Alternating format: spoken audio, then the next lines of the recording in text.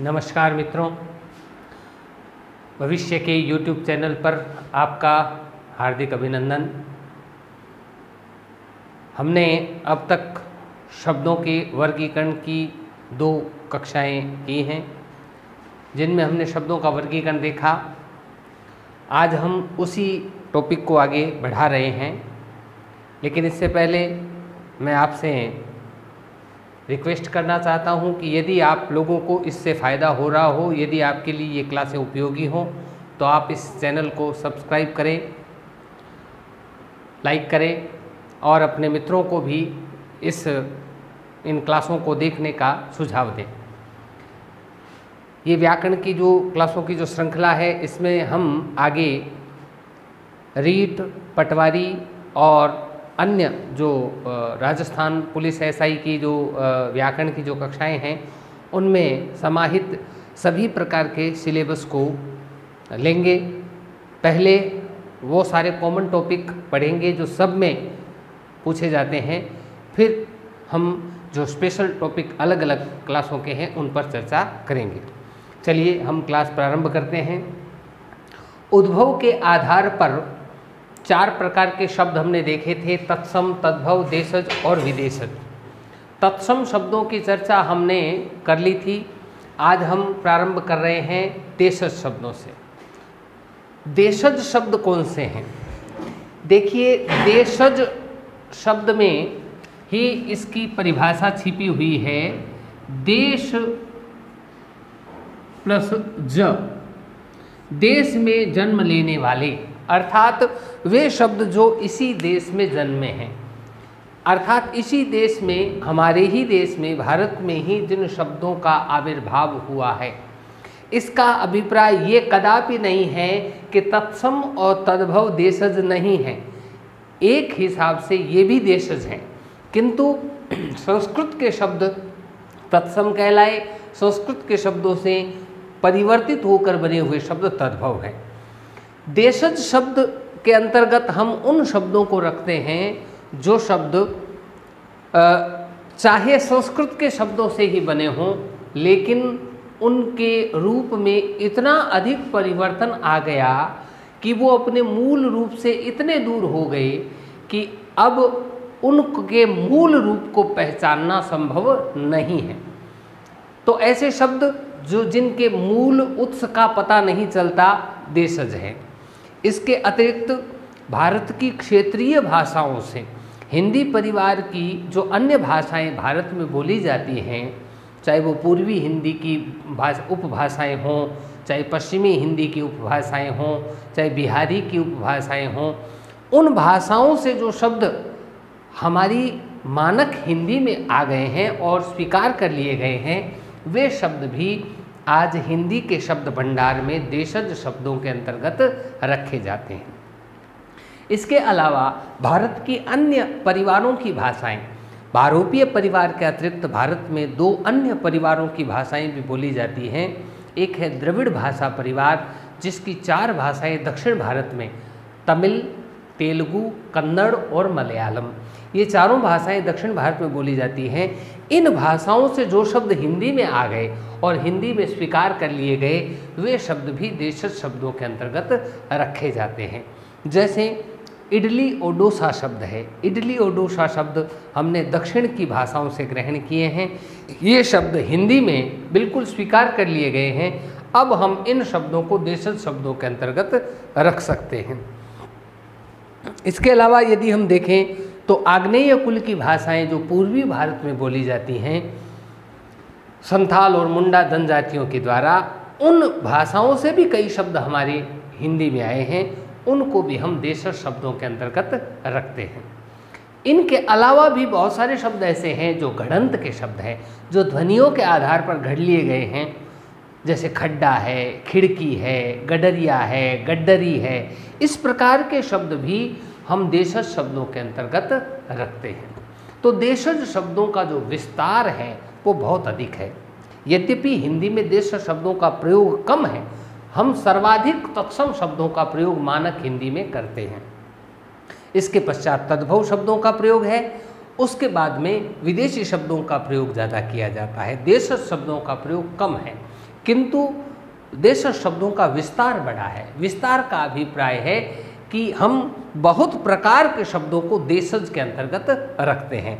जैसे मैंने आपको 4-5 प्रकार बताए हैं। सबसे पहला भारत की क्षेत्रीय भाषाओं के शब्द, दूसरा जो अन्य परिवारों की भाषाएं भारत में बोली जाती है उनके शब्द, तीसरा वे शब्द जिनके मूल उत्स का पता नहीं चलता, मूल रूप का पता नहीं कि ये कहाँ से आए शब्द, वे शब्द, और चौथा वे शब्द जो घड़ लिए गए हैं, जो घड़ंत के हैं, वे शब्द देशज शब्दों के अंतर्गत रखे जाते हैं। ऐसे बहुत सारे शब्द हिंदी में हैं जो देशज शब्दों की श्रेणी में आते हैं।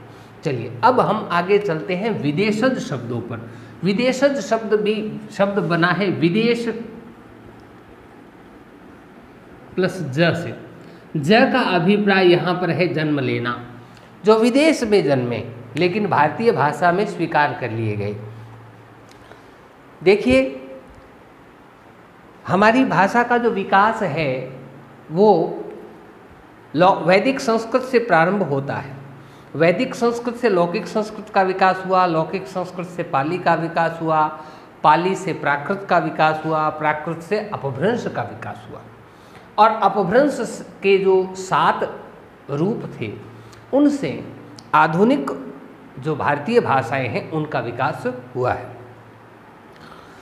तो इन आधुनिक आर्य भाषाओं में हिंदी भी एक भाषा है और इसका विकास भाषा वैज्ञानिक लगभग 1000 ईस्वी के आसपास से मानते हैं। 1000 के आसपास से हिंदी का विकास प्रारंभ हुआ। यद्यपि इसका प्रारंभ तो 750 से पहले ही हो गया था, लेकिन 1000 के आसपास हिंदी जो है वो अपना स्वरूप प्रकट कर रही थी या कर चुकी थी। उसी समय भारत में विदेशी आक्रमण होना प्रारंभ हुए, लगभग हिंदी के विकास काल में, शुरुआती काल में। तो विदेशी आक्रमणकारी आए और उन्होंने यहाँ पर आधिपत्य किया, उनके राज्य स्थापित हुए, तो उनके साथ उनकी भाषाएं भी भारत में आई। उस समय मुसलमान और तुर्कों के आक्रमण हुए थे, तो मुसलमानों तुर्कों की भाषाएं भी भारत में हिंदी भाषा के साथ मिल गई, यानी उनके शब्द भी हिंदी में ग्रहण कर लिए गए। मुसलमानों की जो राजभाषा थी वो थी फारसी, धर्म की भाषा थी अरबी। तुर्की भाषा के शब्द भी अरबी और फारसी भाषाओं के साथ मिल करके भारत में आए। इस प्रकार उस समय की प्राचीन हिंदी में 3 विदेशी भाषाओं के शब्द जो हैं वो धड़ल्ले से मिलते चले गए, तुर्की, अरबी और सर्वाधिक फारसी। इन तीनों भाषाओं के शब्द यदि हम देखें तो 20वीं शताब्दी के आरंभ तक हिंदी में बहुत अधिक प्रचलित थे, और शुरुआती जो हिंदी का जो उत्थान का जो आंदोलन चला था, उस आंदोलन में इन्हीं अरबी और फारसी के शब्दों को बाहर करके तत्सम शब्दों को ग्रहण करने का आंदोलन हुआ था। हिंदी को शुद्ध किया गया था। तो विदेशी शब्दों में अरबी, फारसी, तुर्की के शब्द मिलते गए। इसके अतिरिक्त व्यापारियों से, बाहर से आने वाले विदेशी जो हमारे पर्यटक थे, उनसे हमारे पास कुछ न कुछ शब्द विदेशी भाषाओं के आते चले गए। चीनी के, जापानी के, पुर्तगाली भारत आए, पुर्तगालियों के साथ पुर्तगाली के शब्द आए, और अंग्रेज़ों का तो भारत पर आधिपत्य रहा बहुत समय तक, तो उनके शासनकाल में अंग्रेजी के शब्द भी हमारी भाषा में मिलते चले गए। आज की यदि हम स्थिति देखें तो सर्वाधिक शब्द हमारी भाषा में, हिंदी में, जिस विदेशी भाषा के हैं वो है अंग्रेजी। अंग्रेजी के इतने सारे शब्द हम अपनी सामान्य बोलचाल की भाषा में प्रयोग करते हैं कि हमें पता ही नहीं लगता कि ये विदेशी शब्द का प्रयोग हम कर रहे हैं। जैसे बस है, स्टेशन है, स्कूल है, कॉलेज है, इस प्रकार के शब्दों का जब हम प्रयोग करते हैं तो इन शब्दों के प्रयोग करते समय हमें ये ध्यान ही नहीं रहता कि ये अंग्रेजी के शब्दों का हम प्रयोग कर रहे हैं। और इसके अतिरिक्त हमने इन शब्दों का हिंदीकरण भी कर लिया है। हिंदीकरण का अभिप्राय है कि इन शब्दों का बहुवचन इत्यादि बनाते समय हम अंग्रेजी के ग्रामर के नियमों को नियमों का ध्यान में न रखकर हम हिंदी व्याकरण के नियमों से इन शब्दों को बहुवचन में बदलते हैं। जैसे बस या स्कूल शब्द है तो स्कूल का हम बहुवचन स्कूलों करते हैं, न कि स्कूल्स। ऐसे ही बस का बहुवचन हम बसेज न कर करके बसों में करते हैं। तो ये जो शब्दों का ग्रहण है, हमारी हिंदी के द्वारा ग्रहण कर लिया गया इन शब्दों को। अब ये शब्द हिंदी के हैं। अब हिंदी में किस प्रकार के शब्द हैं? विदेशी शब्द हैं। तो अंग्रेजी, तुर्की, फारसी, अरबी, जापानी, पुर्तगाली, इन सभी भाषाओं के शब्दों का एक कोश हमारे पास हिंदी में, जो हिंदी के शब्दों का, हिंदी शब्दकोश को बढ़ावा देता है, हिंदी शब्दकोश को बढ़ाता है, उन शब्दों को हम हिंदी में प्रयोग करते हैं। तो हम इन शब्दों को विदेशज शब्दों के अंतर्गत या विदेशी शब्दों के अंतर्गत रखते हैं। तो ये हुआ हमारा उद्भव के आधार पर वर्गीकरण, तत्सम, तद्भव, देशज और विदेशज। अब हम बात करते हैं अगले वर्गीकरण की। अगला जो वर्गीकरण है वो हम करते हैं अर्थ के आधार पर। अर्थ के आधार पर दो प्रकार के शब्द हैं, सार्थक और निरर्थक। सार्थक और निरर्थक। देखिए, सार्थक तो सभी शब्द सार्थक ही होते हैं। सामान्यतः हम निरर्थक शब्दों का प्रयोग ही नहीं करते। हमने शब्द की परिभाषा भी यही दी थी कि वर्णों का सार्थक संयोग शब्द कहलाता है। वर्णों का सार्थक संयोग जब शब्द है तो निरर्थक, ये भेद करना ही निरर्थक है। किंतु यहाँ पर निरर्थक का अभिप्राय हम ऐसे शब्द नहीं ले रहे जिनका कोई अर्थ नहीं होता। हम निरर्थक का अभिप्राय ये लेते हैं कि जिन शब्दों का एक शब्द में कोई अर्थ नहीं बताया जा सकता, या जो घड़ंत के शब्द हैं जो हमने गढ़ लिए हैं, या ध्वनियों के आधार पर ध्वन्यात्मक शब्दों का जो निर्माण कर लिया है, ऐसे शब्दों का प्रयोग भाषा में होता है। हम उनका उपयोग भी करते हैं, उनका प्रयोग करके हम उनसे अर्थ भी ग्रहण कर लेते हैं, किंतु अर्थ उनका समझाया नहीं जा सकता। जैसे थप्पड़ मारने के लिए चटाक शब्द का प्रयोग किया जाता है, या कुछ खटखटाने के लिए खटखट शब्द का प्रयोग किया जाता है। तो ये जो ध्वन्यात्मक शब्द हैं, इनके लिए ये जो शब्द हैं ये वास्तव में सार्थक अर्थ प्रदान तो करते हैं लेकिन सार्थक नहीं हैं। अब खटखट का क्या अर्थ बताया जाएगा, या भों भों का क्या अर्थ बताया जाएगा, या चटाक का क्या अर्थ बताया जाएगा। तो इस प्रकार के शब्द जो हैं वो भाषा में निरर्थक की श्रेणी में आते हैं। और अधिकांश शब्द तो सार्थक होते हैं, हर शब्द का अर्थ होता है। जैसे आपसे पूछा जाए कि पंकज का क्या अर्थ है या नरेश का क्या अर्थ है, तो आप तुरंत बता देंगे कि पंकज का अर्थ है कमल, नरेश का अर्थ है राजा। तो ये शब्द सार्थक हैं। किंतु निरर्थक शब्दों का अभिप्राय यह है जो अब प्रयोग में हम लेते हैं, जिनसे हम अर्थ प्राप्त भी करते हैं, लेकिन एक शब्द में जिनका अर्थ बताया नहीं जा सकता, ऐसे शब्द निरर्थक शब्द कहलाते हैं। ये ऐसा अवर्गीकरण नहीं है कि जिस पर परीक्षा में कोई प्रश्न पूछे जाते हों, केवल वर्गीकरण है, इसलिए हमने इस पर थोड़ी सी चर्चा की। चलिए आगे चलते हैं। हम अगला जो वर्गीकरण है वो हम करते हैं परिवर्तन के आधार पर।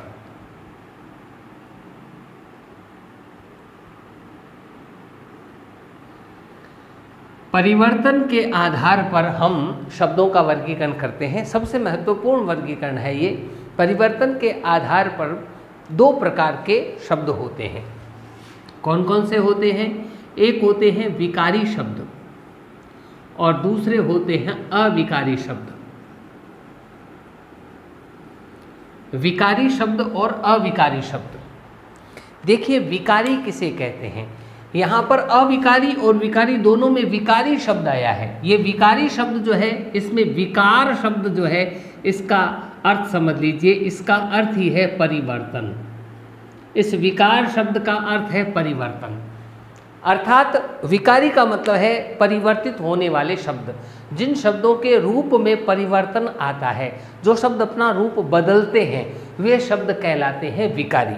और जिन शब्दों के रूप में कोई परिवर्तन नहीं आता है, वे शब्द कहलाते हैं अविकारी। जिन शब्दों के रूप में परिवर्तन आता है, तो परिवर्तन कैसा और किस आधार पर आता है, ये समझने के लिए हमें परिवर्तन के आधार समझने चाहिए। सबसे पहले ये पता होना चाहिए हमें कि शब्दों में जो परिवर्तन आता है वो किन आधारों पर आता है, कौन से तत्व हैं जो शब्द में रूप परिवर्तन करते हैं। तो रूप परिवर्तन करने वाले जो तत्व हैं शब्द के रूप में परिवर्तन करने वाले तत्व, शब्द के रूप में परिवर्तन करने वाले तत्व कौन कौन से हैं, इनकी भी चर्चा होनी चाहिए। कौन कौन से हैं? लिंग, वचन, कारक, काल और पुरुष। ये 5 तत्व ऐसे हैं जो विकारी शब्दों के रूप में परिवर्तन करते हैं। लिंग, वचन, कारक, काल और पुरुष। पुरुष केवल सर्वनाम में ही रूप परिवर्तन करता है, काल केवल क्रिया में ही रूप परिवर्तन करता है, लिंग, वचन और कारक संज्ञा, सर्वनाम, विशेषण और क्रिया में रूप परिवर्तन करते हैं।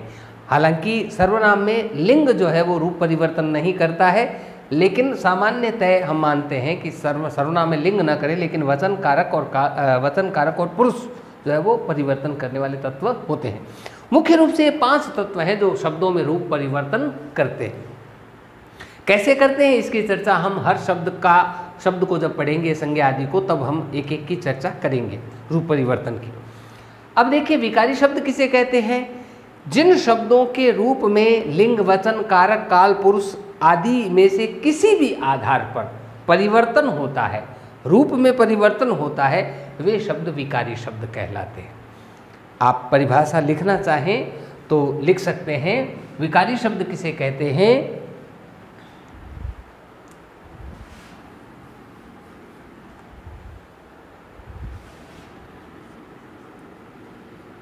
जिन शब्दों में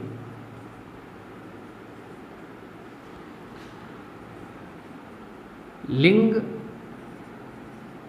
वचन आदि के आधार पर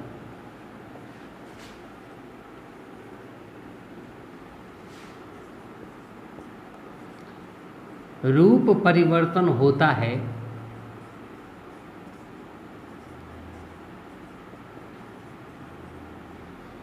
वे शब्द विकारी शब्द कहलाते हैं। वे विकारी शब्द कहलाते हैं।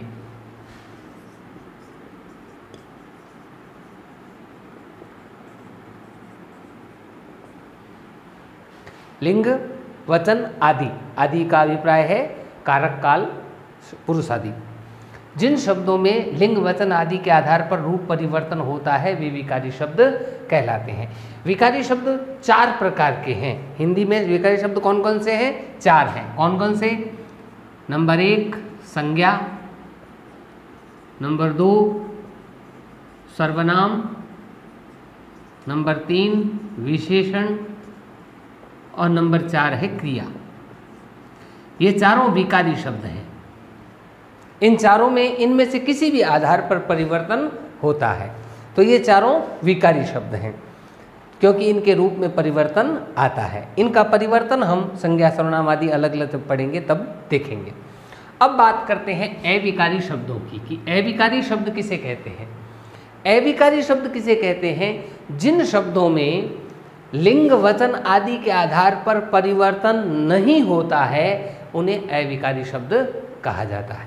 तो इसी परिभाषा में यदि हम जोड़ दें, परिवर्तन नहीं होता है वे अविकारी शब्द कहलाते हैं। जिन शब्दों के में लिंग, वचन आदि के आधार पर रूप परिवर्तन नहीं होता है वे अविकारी शब्द कहलाते हैं। तो अविकारी शब्द कौन कौन से हैं? अविकारी शब्द भी 4 हैं। कौन कौन से? एक है क्रिया विशेषण, नंबर 1 क्रिया विशेषण, नंबर 2 संबंध बोधक, नंबर 3 समुच्चय बोधक और नंबर 4 है विस्मयादि बोधक।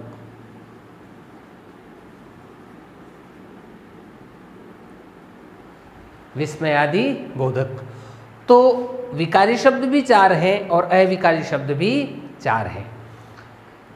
विकारी शब्द जिनके रूप में परिवर्तन आता है, कौन कौन से आधार पर? लिंग, वचन, कारक, काल, पुरुष और पुरुष आदि के आधार पर परिवर्तन आता है, वे विकारी। ये 4 विकारी शब्द हैं। जिनमें परिवर्तन नहीं आता है वे अविकारी कहलाते हैं, और ये 4 हैं अविकारी शब्द। तो इस प्रकार ये परिवर्तन के आधार पर हमने अंतिम वर्गीकरण शब्दों का पढ़ा। अब हम विकारी शब्दों को एक एक करके पढ़ेंगे आगे। आप इसका स्क्रीनशॉट ले सकते हैं। अगला हमारा जो टॉपिक होगा वो होगा अविकारी शब्द। पहले हम पढ़ेंगे विकारी शब्द। विकारी शब्द में हम सबसे पहले पढ़ेंगे संज्ञा। संज्ञा, सर्वनाम, विशेषण, क्रिया, ये चारों टॉपिक पढ़ने के बाद हम विकार उत्पन्न करने वाले तत्वों की चर्चा करेंगे। वो तत्व कौन कौन से? लिंग, वचन, कारक, काल और पुरुष। फिर इनकी चर्चा के बाद हम अविकारी शब्द पढ़ेंगे। अविकारी शब्दों को अव्यय भी कहा जाता है, ये भी देखें। अविकारी या अव्यय एक ही बात है, आप कहीं भ्रमित हो जाएं। अविकारी और अव्यय दोनों एक ही चीज़ है, अलग अलग नहीं है। अव्यय में भी अ, अविकारी में भी अ। ये जो अ है ये नकारात्मक अव्यय है, इसका अर्थ है नहीं। व्यय, जिनमें व्यय न हो, व्यय का अभिप्राय है परिवर्तन। जिनके रूप में कोई परिवर्तन ना हो वे अविकारी शब्द हैं, वे ही अव्यय कहलाते हैं। अब इन चारों के अलावा एक प्रकार का अव्यय और भी होता है जिसका हम भाषा में प्रयोग करते हैं, और वो है निपात। निपात हिंदी भाषा में भी प्रयुक्त होते हैं, संस्कृत में भी प्रयुक्त होते हैं। ये निपात जो है ये इन चारों प्रकार के अव्ययों से भिन्न है। इनका काम भी भिन्न है और इनका रूप भी अलग है, इनके प्रयोग भी अलग हैं। तो निपात को हम इन चारों अव्ययों से अतिरिक्त पढ़ेंगे। तो इस प्रकार हमारा आज का ये जो टॉपिक था परिवर्तन के आधार पर अविकारी और विकारी शब्द, ये हमने देखा। अगला टॉपिक हमारा होगा विकारी शब्द संज्ञा। आप इसका स्क्रीनशॉट लीजिए। आज की क्लास को हम यहीं विराम देते हैं। धन्यवाद। चैनल को सब्सक्राइब और लाइक करना मत भूलिए। नमस्कार।